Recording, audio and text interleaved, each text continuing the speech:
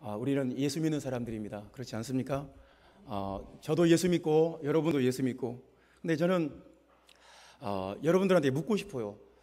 여러분들이 어떤 대답을 하는지 궁금해요. 여러분들이 예수 믿는 것이 어떤 건지, 예수를 믿으니까 좋은지 안 좋은지, 예수를 믿기 이전과 예수 믿고 난 이후에 여러분의 삶이 달라진 것이 있는지, 또 예수를 믿으니까 좋은 것이 있다면 어떤 것이 좋은지 나는 여러분들한테 묻고 싶고 여러분들의 그 대답을 듣고 싶어요. 예수 믿는 것이 여러분의 삶에 어떤 의미인지, 그냥 주일날 한 번씩 가서 이렇게 종교적인 의례를 다하는 그 정도 의미인지, 아니면 교회 가야 친구를 만날 수 있으니까 그냥 어떤 사회생활의 일환인지, 아니면 예수 믿는 것이 정말 여러분에게 축복이고 여러분 삶에 가장 귀한 일이고 예수 믿는 것이 여러분 삶에 가장 큰 은혜가 되는지 한번 묻고 싶어요. 여러분은 예수 믿는 그 믿음 안에서 어떤 비전을 갖고 있는지 묻고 싶어요. 내가 예수 믿으니까 앞으로 내 삶에 이런 일이 벌어지겠구나. 내가 예수 믿고 앞으로 지금 내가 이 단계에 있지만 여기로 갈 수 있겠구나. 여러분들의 그 믿음에 대해서 어떤 간증을 할 수 있고 여러분들의 믿음에 대해서 어떤 고백을 하는지 나는 다 듣고 싶고 다 알고 싶어요. 참 그것이 중요합니다. 사랑하는 형제자매 여러분, 여러분들에게 예수 믿음에 대한 분명하고 확실한 그 간증이, 또 예수 믿음으로 말미암은 그 확신과 비전이 여러분 안에 있기를 바랍니다. 그래서 예수 믿는 것이 나한테 아주 특별하고 귀한 일이 돼야 돼요. 내가 예수 믿으니까 너무 좋다. 예수 안 믿었으면 나 정말 어쩔 뻔했나. 내가 예수를 안 믿었으면 도대체 어떻게 살았을까. 예수를 믿으니까 내 삶이 변화되고 내 삶이 달라졌다. 예수 믿은 것이 내 삶의 가장 큰 계기고 어떤 전환점이고, 예수 믿은 것이 내 삶의 가장 큰 능력이고, 예수 믿은 것이 내 삶의 가장 큰 축복이고 가장 큰 은혜고, 세상에서 이것보다 더 좋은 것이 어디 있겠냐. 이런 어떤 깨달음과 이런 신앙 고백이 저와 여러분 안에 있어야 된다고 저는 생각합니다. 있기를 바랍니다. 42절 말씀에 보면, 거기서 10장 마지막 절 42절에 보면, 그리하여 거기서 많은 사람이 예수를 믿으니라, 이렇게 말씀을 합니다. 거기서 많은 사람이 예수를 믿으니라. 그리고 끝나요. 10장이. 여러분, 우리는 예수 믿는다 그러면 그냥 관용어처럼 생각합니다. 그냥 흔하게 하는 말, 평범하게 하는 말, 아무 의미 없이 하는 말, 그냥 인사치레로 마무리를 맺기가 애매하니까 이런 말로 마무리했구나, 이렇게 생각할 수도 있어요. 그런데 굉장히 의미심장한 말입니다. 예수를 믿으니라, 이렇게 끝냈어요. 예수를 믿었다는 것이 이 10장 안에서 여러 가지 역사가 있어요. 많은 사람이 예수를 믿기까지 예수님이 죽음의 위기를 겪어야 됐고, 수많은 그 과정들이 있었어요. 악한 역사들, 대적하는 역사들이 있었는데도 불구하고, 그럼에도 불구하고 거기서 많은 사람이 예수를 믿으니라, 이렇게 결론을. 그러니까 예수 믿는 것이 놀라운 사건이 일어난 그런 관점으로 보는 거예요. 예수를 믿었다는 것은 대단한 일이 일어난 것이다, 엄청난 일이 일어난 것이다, 그런 관점으로, 그런 느낌으로 말씀을 하고 있는 거예요. 그러니까 하늘과 땅 사이에서 가장 놀라운 일은 그 누군가가 예수를 믿는 거예요. 하늘과 이 땅 사이에서 성경이 볼 때 가장 놀라운 일, 가장 대단한 일, 가장 귀한 일은 그 누군가가 예수를 믿는 거예요. 누군가가 예수를 믿었다, 이게 대단한 일이고, 이게 엄청난 일이고, 이게 놀라운 일이라는 거예요. 할렐루야. 여러분, 그렇게 믿으시면 아멘 하시기 바랍니다. 이 예수를 믿었다는 것은 이 세상의 관점으로 볼 때는 별로 이렇게 주목할 만한 일이 아닐 수도 있지만, 성경의 관점으로 봤을 때 누군가가, 어떤 사람이 예수를 믿었다는 것은 큰 일이에요. 가장 주목할 만한 일이고 가장 중요한 일이 일어난 거예요. 하늘의 천사들이 기뻐 노래하고 춤을 추는 일이고, 하늘과 땅 사이에서 벌어지는 일 중에 가장 특별한 일이 일어난 거예요.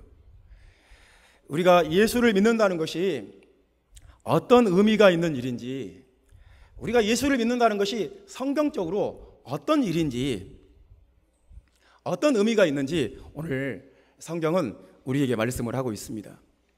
첫 번째, 예수를 믿는 것은 순리의 문제다 하는 말씀입니다. 순리의 문제다. 여러분, 우리 성경 본문 읽어보겠습니다. 4절 말씀, 10장 4절 말씀 읽어보겠습니다. 자기 양을 다 내놓은 후에 앞서가면 양들이 그의 음성을 아는 고로 따라오되. 이제 참 여러분, 순리라는 말을 우리가 알지요. 사람은 순리대로 살아야 된다. 그게 무슨 말인지 우리가 다 압니다. 순리라는 그런 개념이 성경에도 있습니다. 그러니까 순리는 순응해야 되는 이치예요. 자연스러운 어떤 이치. 그래서 옛사람들도 이 순리에 대해서 그런 개념들이 있었습니다. 그래서 순천자는 흥하고 역천자는 망한다, 그런 말이 아주 그 명언이에요. 인생을 살아갈 때 억지로 살지 말고 하늘의 뜻을 거스르지 마라. 순천자는 흥하고 역천자는 망한다. 그러니까 옛날 사람들도 하늘의 어떤 뜻이 있고 하늘의 이치가 있고 그것에 순응해야 살 수 있다는 것을 다 알고 있었어요. 그래서 오늘 저는 여러분들에게 우리가 예수를 믿는 것은 이건 순리의 문제다. 순리의 문제다. 그 말씀을 여러분에게 하고 싶은 것입니다. 우리 하은이가 고등학교 3학년 때 공부를 열심히 안 하더라고요. 그래서 저는 애들을 막 다그치고 막 푸시하는 그런 스타일이 아니었어요. 그래서 그래도 괜찮다. 그렇게 말은 그렇게 했지만 마음으로는 조금 걱정이 되는 것입니다. 그래서 그렇게 약속을 했어요.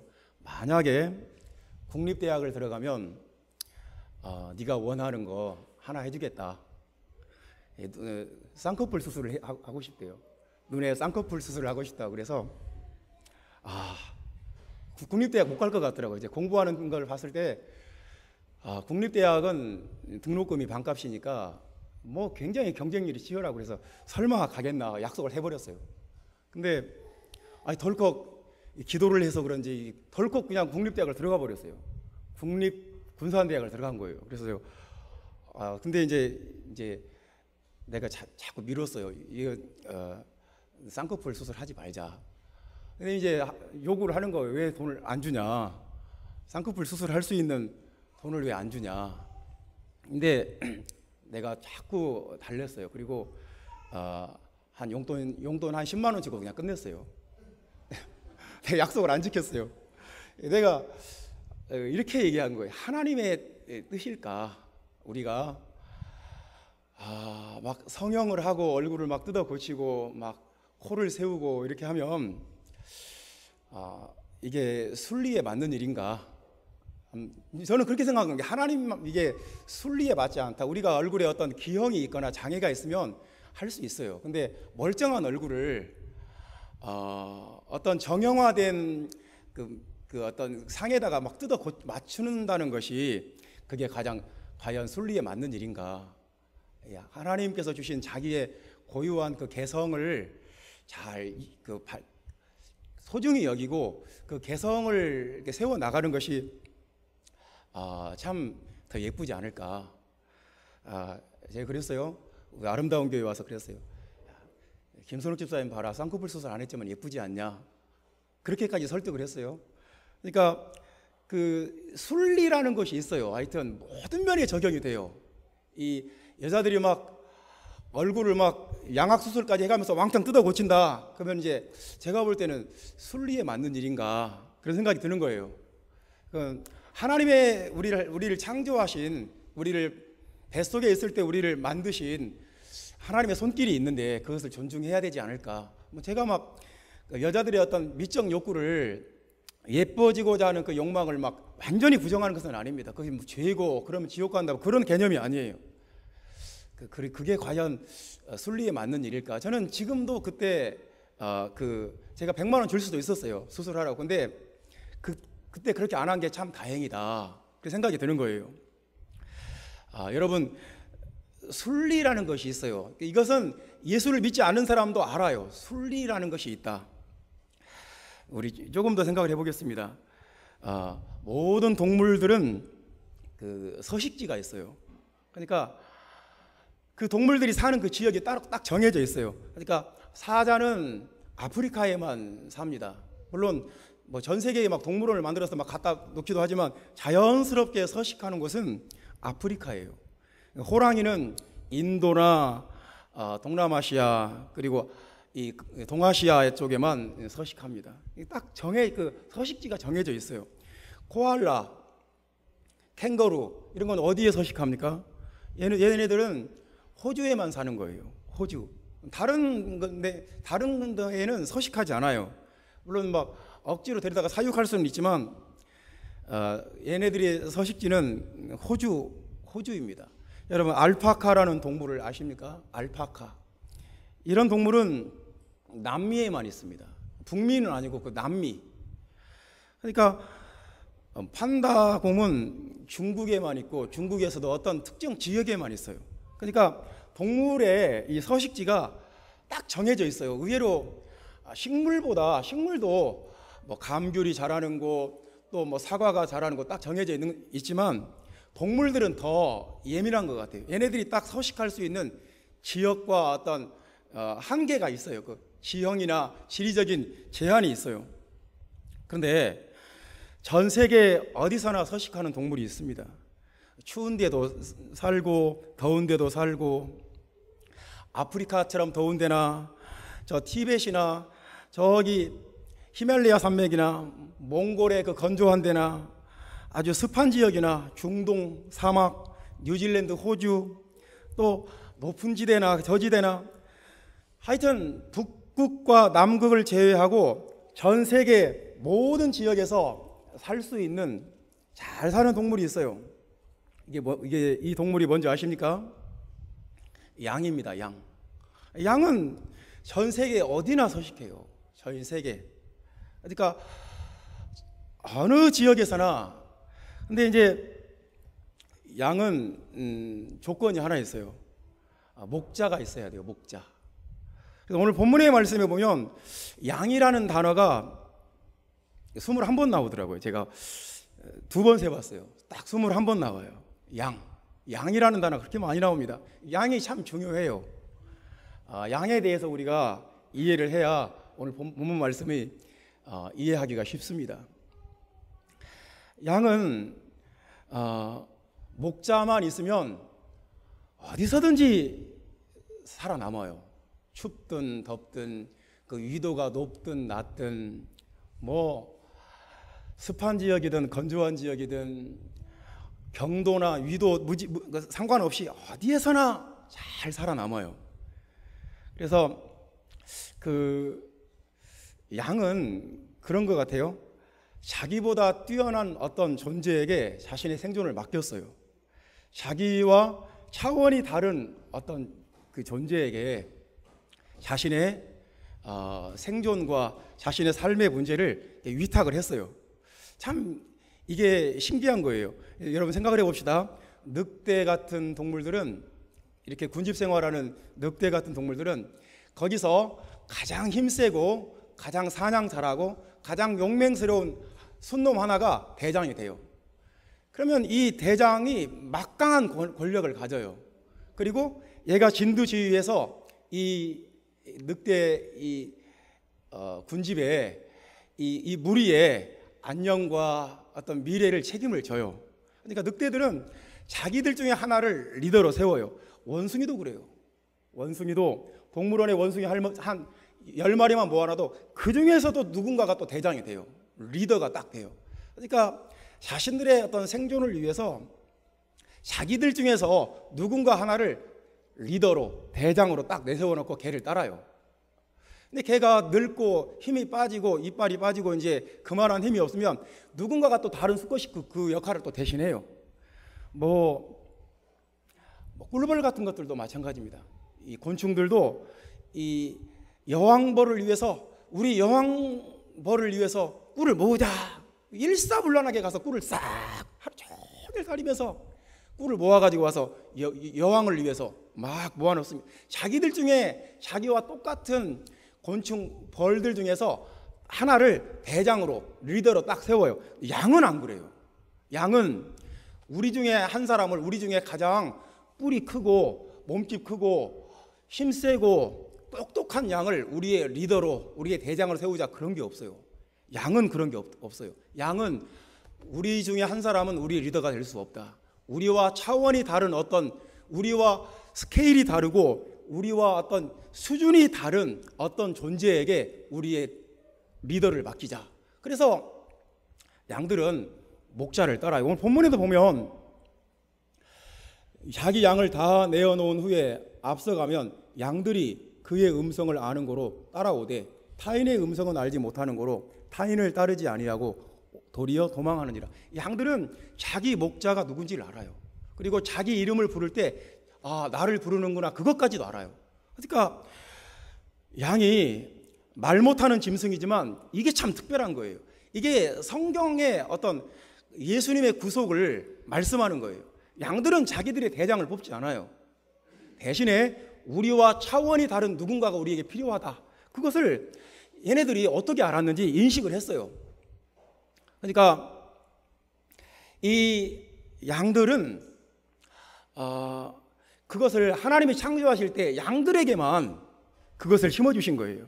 그래서 이 말 못하는 짐승이 자신들의 생존에 자기들과 다른 수준의, 다른 차원의 어떤 존재가 반드시 필요하다는 하는 것을 인식을 했어요. 그것을 창조주가 심어주지 않았다면 누가 심어줬겠습니까? 그들의 DNA 속에 그것이 있는 거예요.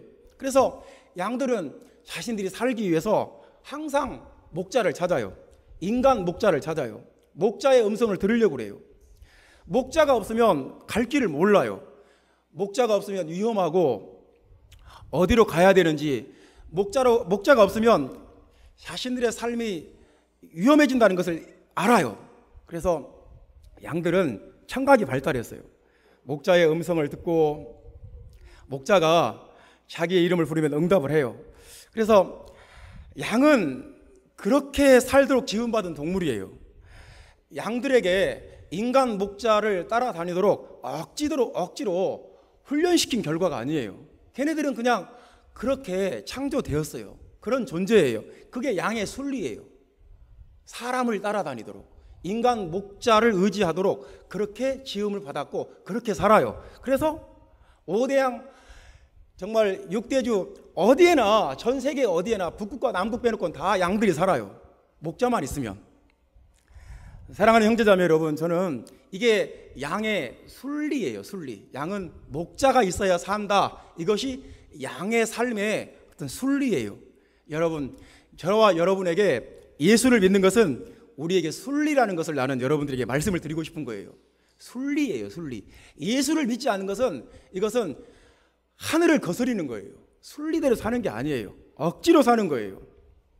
여러분, 예레미야서 8장 7절에 이런 말씀이 있습니다. 공중의 학은 정한 시기를 알고 산비둘기와 두루미는 그들이 올 때를 지키거늘 내 백성은 여호와의 규례를 알지 못하도다. 하나님께서 예레미야를 통해서 그렇게 말씀하신 거예요. 우리는 새들이 뇌가 작아서 새대갈이라고 부르지만 새들이 순리를 안다는 거예요. 공중의 학은 정한 시기를 안다는 거예요. 갈 때와 올 때를 안다는 거예요. 산비둘기와 두루미도 그들이 언제 올지 언제 갈지 안다는 거예요. 철새들도. 그런데 이 하나님이 정하신 순리를 알지 못하는 유일한 존재가 내 백성이라는 거예요. 사람만 하나님이 정하신 순리를 거스리며 산다는 거예요. 참 놀랍지 않습니까? 하나님이 얼마나 이게 한심스럽고 답답한 일이겠습니까? 그래서 사랑하는 형제자매 여러분, 우리가 예수를 믿고 예수님의 음성을 듣고 예수님을 따라가는 것은, 이것은 순리예요. 순리에 관한 거예요. 우리가 예수를 부정하고 나 예수 필요 없다, 나는 예수 안 믿어도 충분히 잘 산다, 이것은 인생을 굉장히 억지로 사는 거예요. 어거지 인생으로 그냥 마구잡이로 그냥 생 억지로 사는 거예요. 우리가 예수 믿는 것이 훨씬 더 낫지 않을까요? 예수 믿고 사는 삶이 훨씬 더 은혜가 되고 축복이 되지 않을까요? 사랑하는 형제 자매 여러분, 예수 믿는 은혜가 저와 여러분에게 있기를 간절히 원합니다.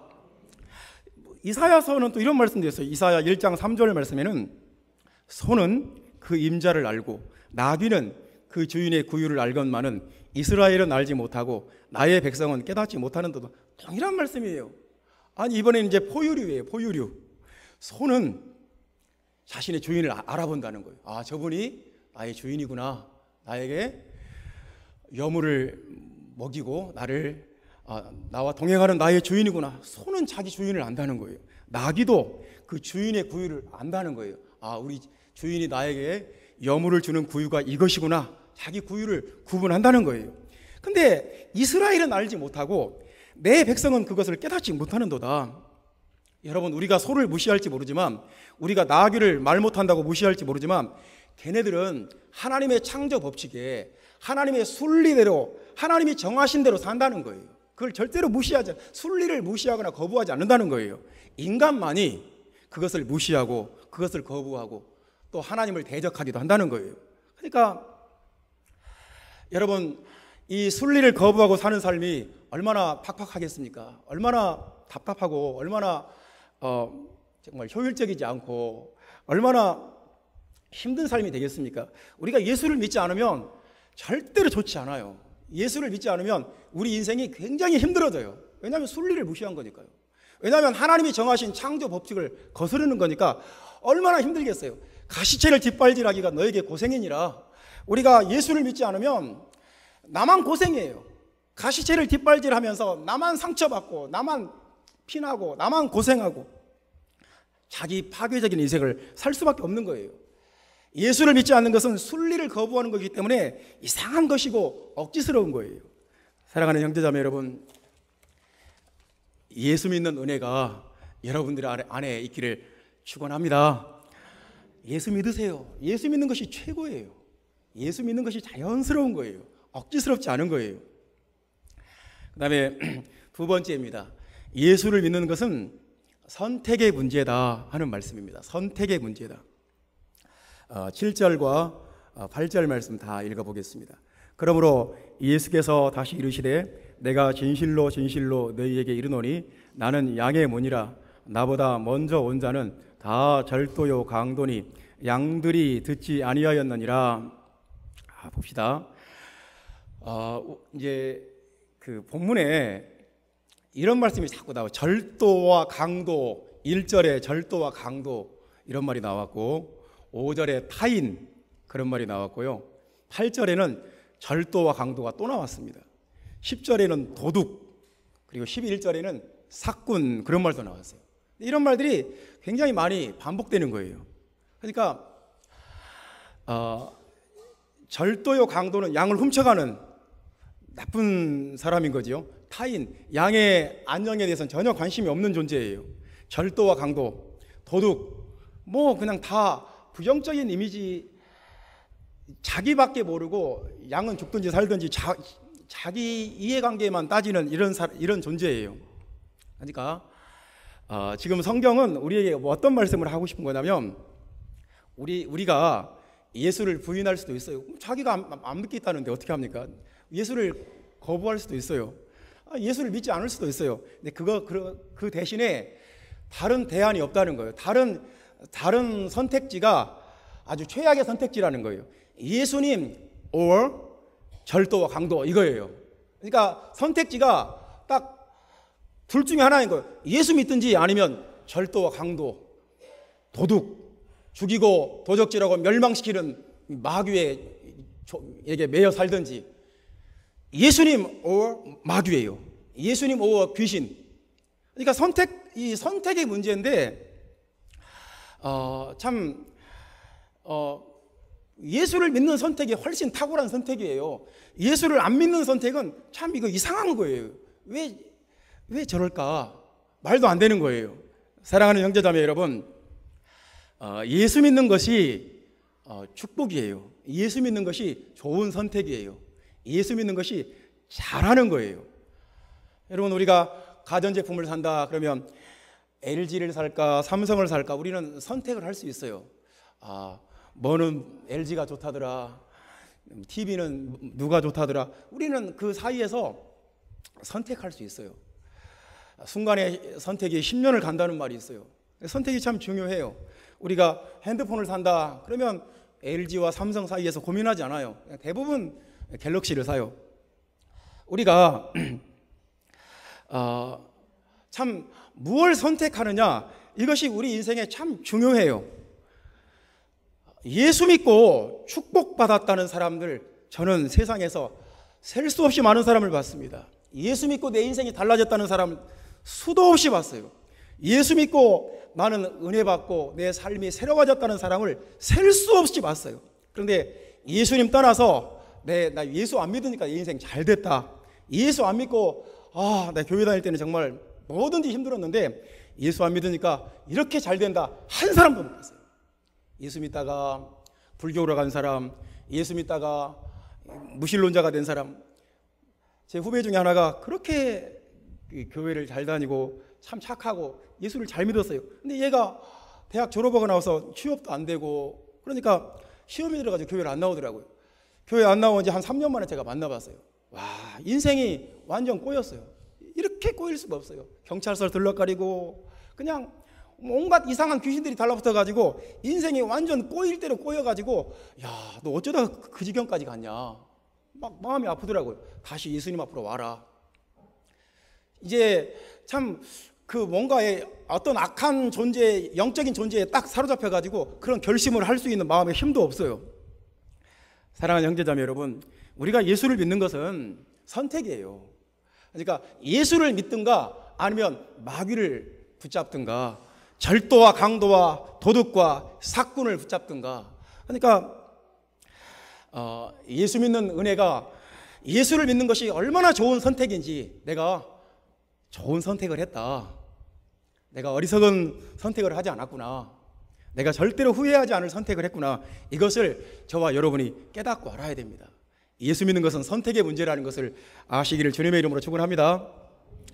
인생은 수많은 선택의 결과예요. 그러니까 내가 인생을 살아오면서 여기서 항상 갈림길이 나와요. 어떤 선택을 하느냐에 따라서 인생이 확 풀리기도 하고, 거기서 결정적으로 내가 선택을 잘못해가지고 인생이 완전히 꼬이기도 해요. 그러니까 인생은 수많은 선택의 결과예요. 제가 대학교 2학년 때 경북 영천에 있는 그 3군사관학교를 가야 되겠다, 그런 고민을 했어요.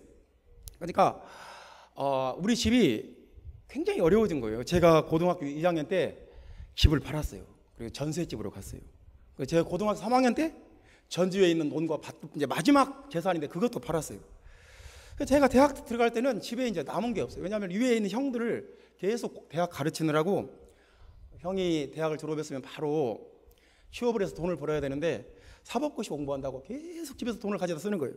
그러니까 이 정말 뭐 집에 뭐 돈이 들어오는 데는 없고, 그냥 뭐 애들은 뭐 그냥 줄줄이 제 밑에도 제 위로 형 둘이 대학 다니고 졸업했고, 저는 대학 들어갔고, 제 밑에는 또 고등학생 동생, 중학생 동생 줄줄이 있는데 집에 돈은 안 들어오고 계속 파는 거예요. 제가 대학교 들어갈 때는 정말 단칸방 하나 남고 이제 뭐 그냥 살아남았어요. 어떻게. 대학교 다닐 때 등록금 낼 때마다 기도했어요. 하나님, 이번에 등록금 내야 되는데, 하나님, 이번에 등록금 내야 되는데, 하나님께 기도하고 간절히 기도하고 어떻게 해서 정말 막 교수님한테 막 사정사정해서 장학금 좀 주시라고 하고, 정말 힘들게 대학교 2학년까지 갔는데 이제 더 어려워진 거예요, 집이. 그래서 형이 이제 제안을 하는 거예요. 삼군사관학교 다니면 학사학위도 받고 졸업하면 육군 장교로 복무하고, 그리고 제일 좋은 것은 학비가 안 들어요. 먹여지고 입혀지고 다 국가에서 다 해줘요. 그래서 고민을 했어요. 삼군사관학교 가야 되겠다. 대학교 2학년 마치면 입학 자격이 생기니까 중퇴하고 삼군사관학교로 가야 되겠다. 이렇게 마음을 먹었어요. 근데 하나님이 어떻게 역사를 해서 그 학교 등록금이 딱 들어왔어요. 우리 집에서 온 게 아니에요. 하나님이 역사해서 등록금이 딱 생기더라고요. 그래서 하나님 뜻이 아닌가 보다 하고 그냥 대학 4년을 졸업을 했어요. 제가 이 이야기를 했더니 우리 아이들이 그러는 거예요. 만약 아빠가 그때 삼군사관학교 갔으면 우리가 태어나지 않았겠네 그러더라고요. 왜냐하면 제가 대학교 3학년 때 우리 다이덤마를 좋아했어요. 좋아한다고, 사랑한다고 편지도 보내고 막 아이스크림도 사주고 막 데이트를 했어요. 그러니까 대학교 3학년 때 제가 만약에 영천으로 갔으면 우리 가족이 없는 거예요. 어떻게 그게 가능했겠어요? 그러니까 인생이 참 한 선택의 문제예요. 선택. 어떤 선택을 하느냐에 따라서 인생의 판도가 확 달라져요. 사랑하는 형제자 자매 여러분, 우리가 선택한다는 건 참 중요한 문제입니다. 매 순간 예수를 선택하는 것, 예수 믿기를 선택하는 것이 좋아요. 나는 예수를 믿겠다. 나는 내 생각을 믿지 않고 예수를 믿겠다. 나는 세상을 믿지 않고 예수를 믿겠다. 나는 내 감정을 믿지 않고 예수를 믿겠다. 나는 내 지혜를 믿지 않고 예수를 믿겠다. 나는 사람들의 의견을 믿지 않고 예수를 믿겠다. 매 순간 예수를 선택하는 삶이 좋아요. 사랑하는 형제자매 여러분, 예수를 믿는 것은 내 영원한 삶을 결정하는 선택의 문제예요. 내가 영원히 영생을 얻을 것인가, 구원을 받을 것인가, 영원히 멸망할 것인가, 그 선택의 문제예요. 예수를 믿는 것이 얼마나 귀한 선택입니까? 여러분 그렇게 믿으시면 아멘 합시다. 아멘입니까? 세 번째 말씀입니다. 예수를 믿는 것은 계시의 문제다. 예수를 믿는 것은 계시의 문제다. 20절 말씀 우리 다 같이 읽어보겠습니다. 그 중에 많은 사람이 말하되 그가 귀신 들려 미쳤거늘 어찌하여 그 말을 듣느냐 하며, 자 생각해 봅시다. 계시라는 말 자체가 좀 어렵습니다. 어쨌거나 이 계시라는 단어를 몰라도 괜찮아요. 생각을 해봅시다. 계시가 없으면 사람은 아주 종교 생활을 하게 돼요. 그러니까 기독교라는 종교를 갖게 돼요. 계시가 있어야 돼요. 계시가 있어야 살아계신 하나님을 믿어요. 계시가 있어야 살아계신 하나님을 만날 수 있고, 살아계신 하나님을 그 음성을 들을 수 있고, 계시가 있어야 우리가 살 수 있어요. 계시가 없으면 우리는 굉장히 강팍하고 종교인들이 강팍해요. 그러니까 계시가 없이 종교로 신앙생활하면 그 사람이 굉장히 까다로워지고 아주 강팍해지고 아주 이렇게 같이 어울리기 힘든 아주 성마른 사람이 되어버려요. 그래서 우리에게 계시가 필요해요. 사랑하는 형제자매 여러분, 예수 믿는 것은 계시예요. 계시가 없으면 오늘 본문에도 보면 이 유대인들 중에 계시가 없으니까 20절에 보면 예수님 보고 귀신 들려 미친 사람이라는 거예요. 저 사람은 귀신 들려서 미친 사람 아니냐, 귀신 안식일을 어기고 귀신 들린 거다, 미친 거다. 예수님한테 그렇게 말하는 것은 이 사람들이 계시를 못 들으니까, 계시가 없으면 이렇게 된다니까요. 또 31절에 보면 유대인들이 다시 돌을 들어 치려 하거늘 예수님을 돌로 때려 죽이려고 그래요. 왜 그렇습니까? 계시가 없으면 그래요. 또 39절 말씀 보면 그들이 다시 예수를 잡고자 하였으나 예수를 잡아서 결박해서 그냥 사내들인 공회로 끌고 가려고 하는 거예요. 예수님을 막 신성 모독자로 막 이건 죽여야 되는 거예요. 그러니까 계시가 없으면 종교인들처럼 위험한 사람이 없어요. 계시가 없으면 굉장히 위험한 신앙이 되어버려요. 그래서 우리의 신앙은, 우리의 믿음에는 반드시 계시가 있어야 돼요.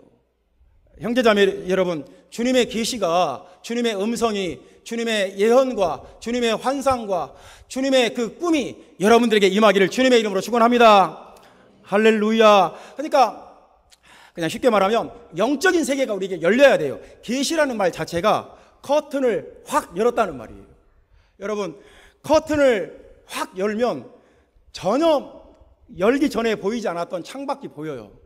창밖에 건물이 보이고 나무가 보이고 해가 보이고 산이 보여요. 새가 보여요. 그러니까 계시가 열리면 보이지 않던 것들이 보이는 거예요. 눈에 보이지 않는 세계가 열리는 것이 계시예요. 육신의 눈으로, 이성의 눈으로, 지식의 눈으로 볼 수 없는 것이 확 열리는 것이 바로 계시예요. 예수를 믿으면 우리에게 새로운 세계가 열립니다. 오늘 본문 38절 말씀 보면 이런 말이 있어요. 마지막 부분에 깨달아 알리라, 그런 말이 있습니다. 깨달아 알리라. 참 재미있는데요. 헬라어로는 기노스코예요. 똑같은 말이 두 번 반복된 거예요. 기노스코. 그러니까 계시는 우리가 하나님의 말씀을 알면 알수록 자꾸 열려요. 하나님의 계시가 여러분들에게 열리기를 주님의 이름으로 축원합니다. 그러니까 계시가 열린다는 것은 우리에게 영적인 세계가 우리에게 확 열리는 거예요. 그러니까 이런 것들은 사실 체험해 본 사람만 이해를 해요. 이것을 아는 사람만 알아요. 기노스코예요. 알아야 알아요. 깨달아야 알아요. 경험해봐야 알아요. 여러분들에게 이 계시가 열리기를 주님의 이름으로 축원합니다. 하나님의 나라가 보여야 돼요. 예수 그리스도가 하나님 우편에 앉은 것이 보여야 돼요. 예수 그리스도가 유일하신 하나님 만유의 주 그리스도인 것이 내 눈에 보여야 돼요. 그래서 오늘 27절 말씀이 참 중요한데요. 이게 이제 계시적 삶을 이렇게 표현했어요. 계시를 받는 사람은 이런 사람들이다. 27절 말씀 보면 내 양은 내 음성을 들으며 나는 그들을 알며 그들은 나를 따르느니라. 그러니까 계시를 받는 사람은 내 양은 내 음성을 듣는다. 주님의 음성을 듣는다는 거예요. 주님의 음성을 듣는다. 여러분, 주님의 음성 들으십니까? 내가 성경을 읽을 때 주님의 음성을 들었다. 내가 기도할 때 주님의 음성을 들었다. 내가 설교를 들을 때 주님의 음성이 내게 들렸다. 여러분들에게 주님의 그 음성이 들려야 돼요. 어떤 음성과 감동이 왔을 때 그것을 무시하면 안 돼요. 물론 처음에는 헷갈리기도 해요. 이거 주님의 음성인지 내 자아의 소리인지 아니면 마귀의 속삭임인지 혼란스럽기도 해요. 그런데 그렇다고 해서 그런 세계를 깡그리 무시해버리면 주님의 음성을 못 들어요. 주님의 음성을 듣는 여러분 되시기를 주님의 이름으로 축원합니다. 목사님이나 주님의 음성 듣고 우리는 목사님이 아니니까, 그런 것도 성경적인 생각이 아니에요. 주님의 음성 들어야 돼요.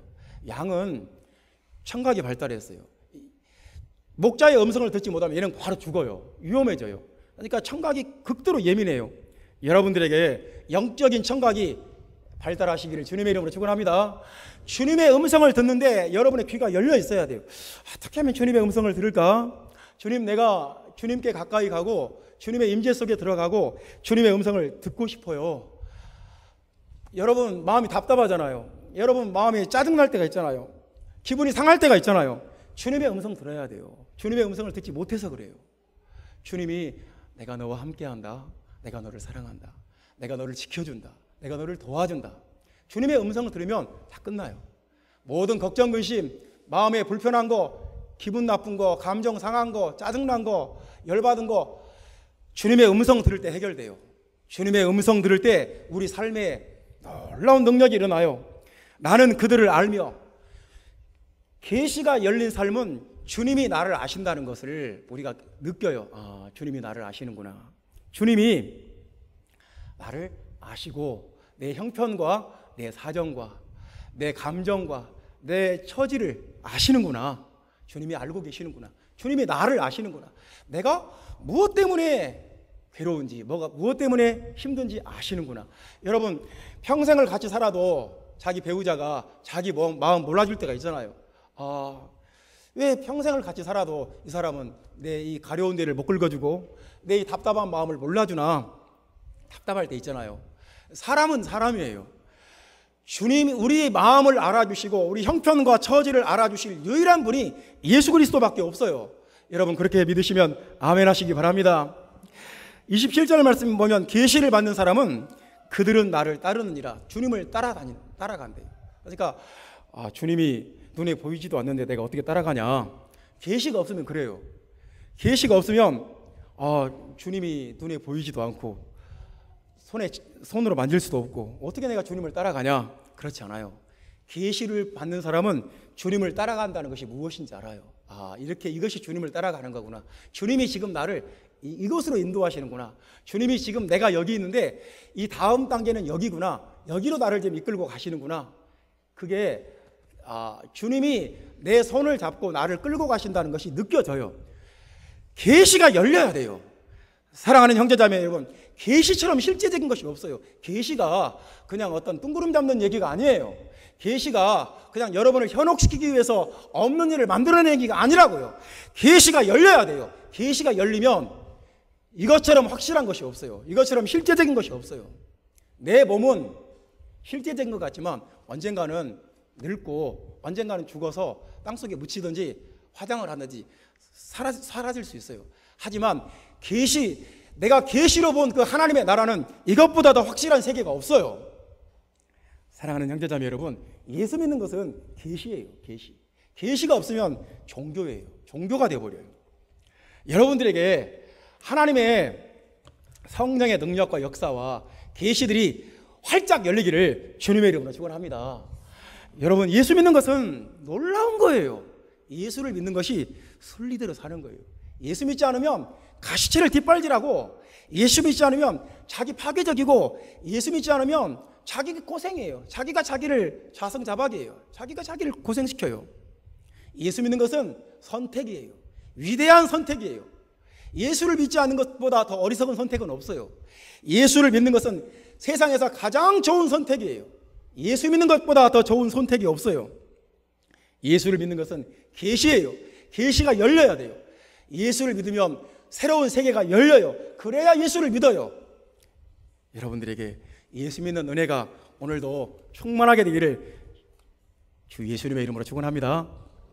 기도하겠습니다.